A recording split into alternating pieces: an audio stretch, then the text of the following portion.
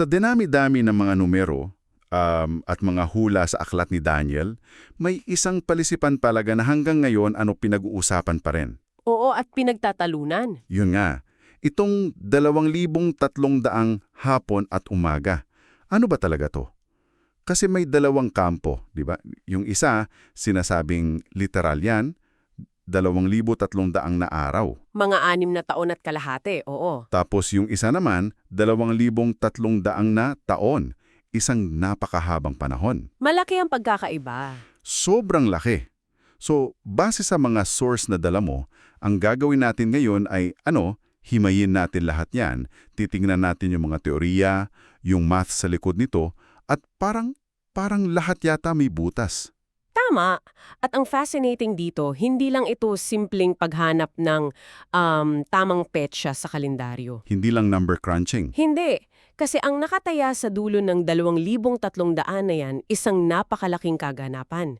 Yung tinatawag na paglilinis ng santuaryo. Na para sa may akda ng source, hindi ito pagwawalis ng sahig. Hindi. Ito yung mismong pagwawakas ng kasamaan. Kaya ang pag-unawa sa timeline na to, direktang nakakabit sa pag-unawa kung kailan at paano ba talaga matatapos ang lahat. May bigat bawat kalkulasyon. Okay, sige, himayin natin to. Parang detective work. Unahin natin yung unang suspect, yung interpretasyon na 2,300 araw na literal na araw lang siya. Oo. Sa notes mo, kinonekta to sa isa pang sikat na hulaan, yung 70 Weeks Prophecy. At particular dun sa pinakahuling linggo? Sa 70th week. Yung huling 7 taon bago ang wakas, di ba? Yun daw yung pinakamatinding panahon ng pag-uusig. Eksakto. So ang source mo, naglatag siya mang dalawang posibleng senaryo. Unang teorya, paano kung yung 2,300 araw nagsimula sa kalagitnaan ng huling 7 taon na yan? Okay, sa gitna. Yung 7 taon na yan may dalawang hati, tama? Oo, tig 1,260 days. So kung magsisimula yung bilang sa gitna, may matitira pang 1,260 days bago matapos yung buong 7 taon. Sakto. Ngayon, gawin natin yung math. Kung 2,300 yung hula, tapos magsisimula ka na 1,260 days na lang ang natitira, May sobra. Hindi siya magtatapas kasabay? hindi talaga. 2,300 minus 1,260, ang sagot ay 1,040. Ang ibig sabihin yan, yung paglilinis ng santuayo, mangyayari 1,040 araw. Pagkatapos pa, halos 3 taon pagkatapos matapos yung huling 7 taon? Yun nga. Wow, teka. At diyan na lumalabas yung problema, ayon sa analysis mo. Diyan nga. Kasi ang pagkaunawa ng may akda, pagkatapos ng 70th week na yan, magsisimula na agad yung 1,000 taong paghari, yung Millennial Kingdom. Oo. So, paanong magkakaroon ng paglilinis sa loob ng isang kaharian na dapat ay malinis na? Mali yung timing, di ba?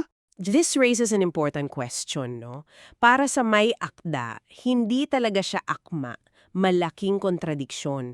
At dinagdag pa niya na yung paglilinis ng santuaryo para sa kanya, katumbas yan ng pagtubos sa tunay na templo.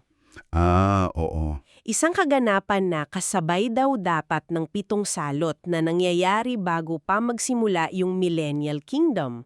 So, yung calculation to para sa kanya, bagsak. Malinaw.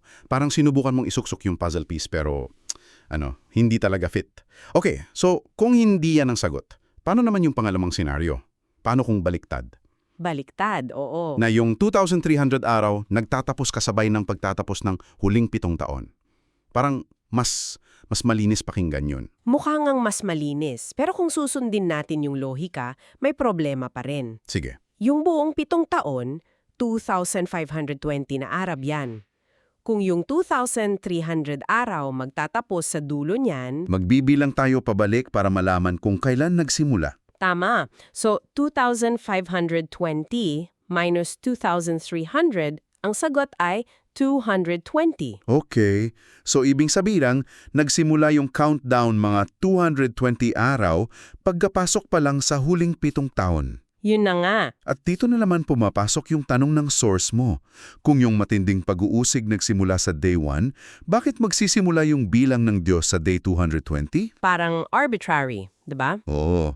Bakit 2,300 araw lang yung itinakda at hindi yung buong 2,520 na siyang kabuuang haba ng pagdurusa? Parang may kulang na paliwanag. Oo, yan mismo ang punto. Bakit pinutol sa 2,300 kung ang buong panahon ng paghihirap ay mas mahaba? Dito na nagkakaroon ng butas yung interpretasyon ng literal na araw ayon sa pagsusuring hawak natin. So parang a random number. Walang malinaw na dahilan para sa starting point niya. Interesante. Kasi kung bagsak ang teorya ng literal na araw, lilipat na tayo sa pangalawang suspek, yung day for a year principle.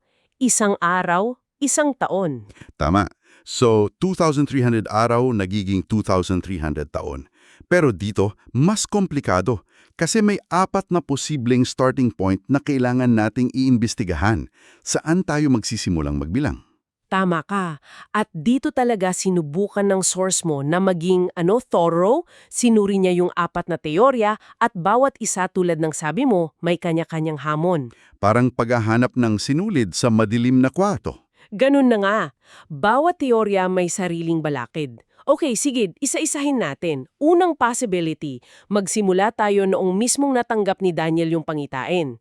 Yun yung pinaka-obvious, no? Oo, ayon sa source, mga 553 BC yun. Kung magbibilang tayo ng 2,300 taon mula doon, aabot tayo sa AD 1748. Anong meron sa 1748? Ayon sa source, simple lang ang sagot. Wala. Wala. Walang anumang makabuluhang pangyayari na may kinalaman sa paglilinis ng santuaryo o pagwawakas ng kasamaan nung taong yon. Parang, historically unremarkable. Kaya yung panimulang petsa na to, madaling na-dismiss. Dead end. Okay, madali lang yon. Punta tayo sa pangalawa. Ito parang mas may basehan sa text. Yung hula, may kinalaman daw sa pagtigil ng araw-araw na handog. Oo, konektado. So, natural lang isipin na doon dapat magsimula ang bilang. Pero, komplikado to. Kasi sa kasaysayan, maraming beses nangyari yon. At dito, ang ganda ng pagkahimay ng source. Una, nilinaw niya na yung santuaryo dapat tumutukoy sa templo sa Jerusalem. Hindi sa portable na tabernakulo. Hindi. Ginamit pa niya yung mga salitang Hebreyo na mikdash at makon para patunayan na permanenteng estruktura yan. Mula doon, tiningnan niya yung 3 pinakamalalaking kaganapan kung kailan natigil yung handog. Okay, so 3 historical events. Ano yun? At anong naging resulta? Una, yung paggawasak ng templo ni Solomon ng mga taga-Babylonia. Mga 588 BC yon. Kung dun magsisimula, ang 2,300 taon aabot sa AD 1713. Okay, 1713. Pangalawa, yung pagkawasak ng ikalawang templo ng mga Romano, AD 70. Napakalaking event niyan sa kasaysayan. Oo, malaki. Pero kung dun naman magsimula, aabot tayo sa malayong hinarap, AD 2370. Wow, ang layo. At pangatlo, yung paglapastangan sa templo ni Antiochus IV, Epiphanes, yung ginawa niyang paganong dambana, 167 BC yon. Ang katapusan niyan AD 2134. So may 1713, 2370, at 2134. 3 magkakaibang resulta. At ang konklusyon ng source, pareho-pareho lang para sa lahat. Direkta, sabi niya. Wala sa mga taong yan ang may malinaw na katuparan ng hula. Walang nangyaring paglilinis ng santuaryo. Kumbaga, dead end every time. 3 attempt, 3 bagsak. Teka, may matalinong approach dito sa notes mo. Yung ikatlong possibility. Imbes na maghanap ng simula, sinubukan niyang i-reverse engineer. Oo. Mula sa dulo. Mula sa dulo. Ang premise, baka ang pagtatapos ng 2,300 taon kasabay ng pagtatapos ng 70 weeks prophecy. So pwedeng magbilang pabalik para mahanap yung simula. Interesting to, pero siguradong ay may pero na naman yan, di ba? Magandang ideya sana, no? Kaso may isang malaking balakid. Ano yun? Yung 70 weeks prophecy, Ayon sa interpretasyon na ginamit, may mahabang puwang o gap sa pagitan ng 69th at 70th week. Parang isang TV series na napanood na natin yung 69 episodes. Pero yung final episode na delay ng halos 2,000 taon na. I see. So yung finale hindi pa natin alam kung kailan. Kaya hindi natin pwedeng gamitin yung ending bilang reference point. Isang unknown variable. Oo. Pero para lang masubukan yung teorya, for the sake of argument, gumawa pa rin siya ng hypothetical na calculation. Nag-assume siya ng petsa. Oo, sabi niya, okay, sabihin nating magsisimula yung huling sanlinggo sa 2031 at magtatapos sa 2037. Isang arbitraryo na petsa lang. Para lang makita yung resulta. Eksakto. So, kung magbibilang tayo pabalik ng 2,300 taon mula AD 2037, ang starting point papatak sa mga 264 BC. 264 BC, sinong namumuno sa Jerusalem noon? Ano yung sitwasyon? Kasi kung panahon ng kapayapaan yan, parang hindi tugma. At yan mismo ang problema. Ayon sa source, yung panahong yun nasa ilalim ng dinastiyang Ptolemaic sa Ehipto. Okay. At base sa kasaysayan, medyo naging mabait sila sa mga Hudyo. Hindi ito panahon ng matinding pag-uusig. Yung konteksto ng hula, malinaw na tungkol sa paglapastangan at pag-atake. Kaya hindi na naman tumutugma. Isa na namang teorya na hindi pumasa. Bagsak na naman. Tatlo na. May ikaapat at huli pa. At ito yata yung pinakasikat sa lahat. Oo, ito madalas marinig. Paano kung yung starting point ng 2,300 taon, pareho lang ng starting point ng 70 sanlinggo? Yung kautusan ng muling itayo ang Jerusalem. Kumbaga, iisang starting gun lang sila. Oo.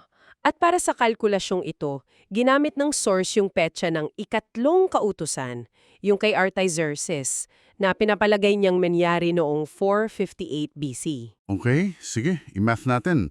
Mula 458 BC, dagdag tayo ng 2,300 taon. At tandaan lang natin na walang year zero, kaya may adjustment. Ang negative 458 plus 2,300, aabot yan sa AD 1843. AD 1843. At dito, napakalinaw ng sinabi sa source mo. Anong sabi niya? Nung taong 1843, nagwakas ba ang kasamaan? Hindi. Nalinis ba ang santuaryo? Hindi. Nangyari ba ang unang pagkabuhay na muli? Malinaw na hindi. Lagaanap pa rin ang kasalanan. Nagbatulay lang ang mundo. Tama. Para sa may akda ng analysis mo, ang petsang ito ay isa ring malinaw na kabiguan, isang failed prediction. So, anong ibig sabihin ng lahat nung to? Nakakalula yung dami ng numero at teorya. Tiningnan natin yung literal na araw, hindi sumakto. Tiningnan natin yung 2,300 taon mula sa apat na magkakaibang anggulo. At lahat parang humantang sa isang dead end o contradiction. Ano ang naging final takeaway ng source na hawak natin?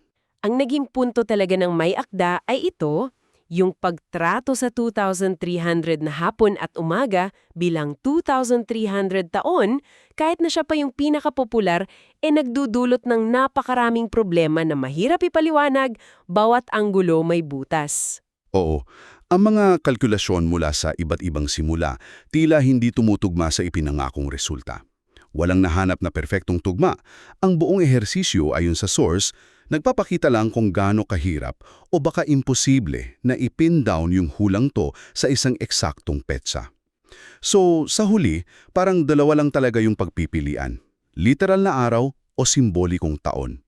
At yung analysis na pinag-usapan natin, nagpapakita na parehong landas kapag sinuring mabuti ay may mga malalaking butas, may problema sa timing. Oo, yung sa literal, may problema sa timing. Sa loob ng huling 7 taon. Yung sa taon naman, may problema sa paghahanap ng tamang simula at dulo. Parehong hindi perpekto. Tama. At dito ako gustong mag-iwan sa'yo ng isang panghuling palaisipan. Sige. Ang buong pagsusuri natin nakatuon sa paghanap ng tamang panahon o petsa. Parang math problem, di ba? Oo, hinahanap natin yung X. Pero pansinin na sa buong diskusyon, yung kahulugan ng paglilinis ng santuaryo ay hindi paglilinis ng isang pisikal na gusali, kundi isang espiritual na kaganapan, pagtubos, katapusan ng kasamaan, pagkabuhay na muli. Isang proseso. Isang proseso. Kaya, ang iiwan naming tanong sa iyo ay ito. Kung ang santuario ay hindi isang literal na lugar at ang paglilinis ay isang espiritual na proseso, posible kayang ang 2,300 araw ay hindi rin isang literal na sukat ng panahon, hindi isang countdown timer? Hindi. Posible kayang ito ay isang simbolikong numero na kumakatawan hindi sa haba ng panahon, kundi sa tindi o kalubhaan ng paglapastangan na kailangang mangyari bago dumating yung huling paglilinis. What if we've been trying to solve for time when the number actually represents something else entirely?